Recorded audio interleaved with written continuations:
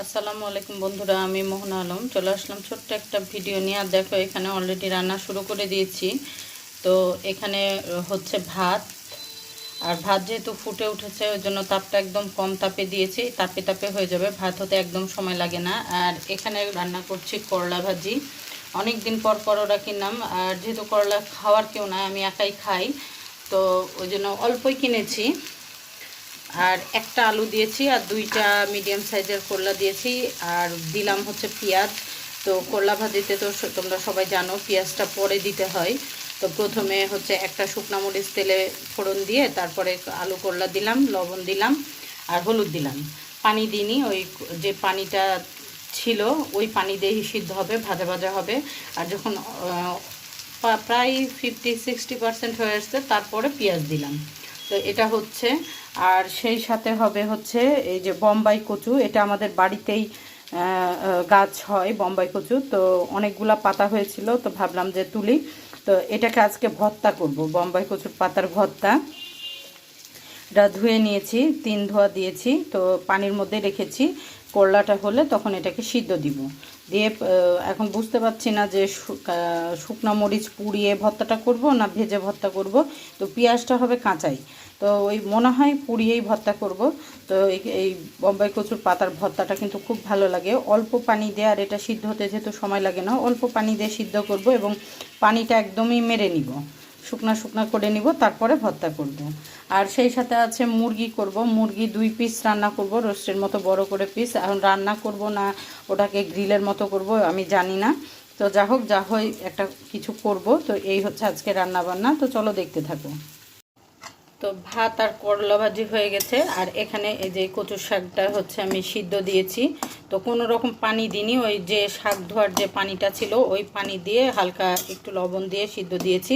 তো নিজের শাক থেকে যে পানি বের হয়ে যে সিদ্ধ প্রায় হয়ে এসছে, তো ওটা একদম রসটাকে শুকিয়ে নিব।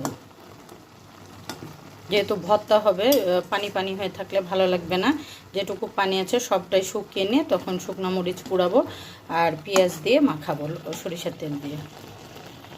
বন্ধুরা, এই যে শাক আমার সিদ্ধ হয়ে গেছে, আর একদম রসটাও শুকিয়ে নিয়েছি। আর এখানে রেডি করে নিয়েছি কাঁচা পেঁয়াজ আর একটা বড় একটা ছোট শুকনো মরিচ পুড়িয়ে নিয়েছি। তো এটা এখন লবণ সরিষার তেল দিয়ে মেখে নিব।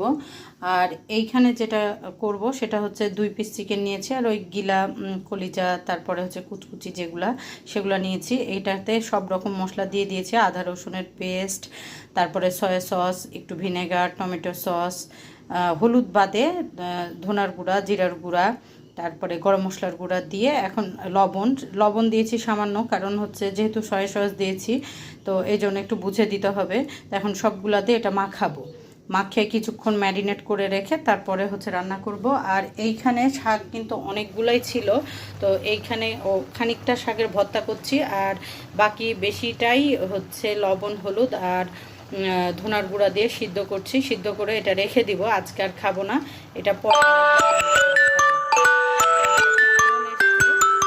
বন্ধুরা, এই যে এখানে ম্যারিনেট করা চিকেন আমি দিয়ে দিলাম, আর হচ্ছে 2টা শুকনো মরিচ আর গোটা গরম মশলা ফোড়ন দিয়ে তারপরে পেঁয়াজ, বেশি না সামান্য পেঁয়াজ দিলাম। দেওয়ার পরে একটু ভাজা, মানে লাল লাল করিনি, জাস্ট নরম হলো।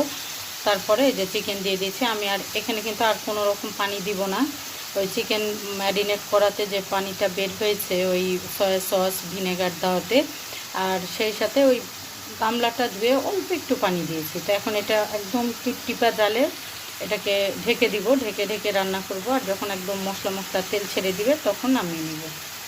এইভাবে চিকেন রান্না করে খেতে কিন্তু খুব ভালো লাগে। তো বন্ধুরা, এই যে চিকেনটার এই অবস্থা এখন, আর সামান্য একটু চিনির ছিটা দিলাম, একটু মিষ্টি মিষ্টি হলে ভালো লাগবে, সামান্য অল্পই। আর এই অবস্থায় আছে। তো এটা আর একটু ভাজা ভাজা করলেও হবে বা এভাবেও খাওয়া যাবে। আর দেখতেই পাচ্ছি একদম তেল ছেড়ে দিয়েছে, আর আকাশে হঠাৎ করে মেঘ উঠে বৃষ্টি শুরু হয়ে গেল। এই যে ঝমঝম করে বৃষ্টি হচ্ছে, একদম খটখটা রোদ ছিল সকাল থেকে, কোথায় থেকে মেঘ আসলো। আর বন্ধুরা, এই যে খাবার রেডি, আর খাবার প্লেটেও তুলে নিয়েছি, মা ছেলে খাবো।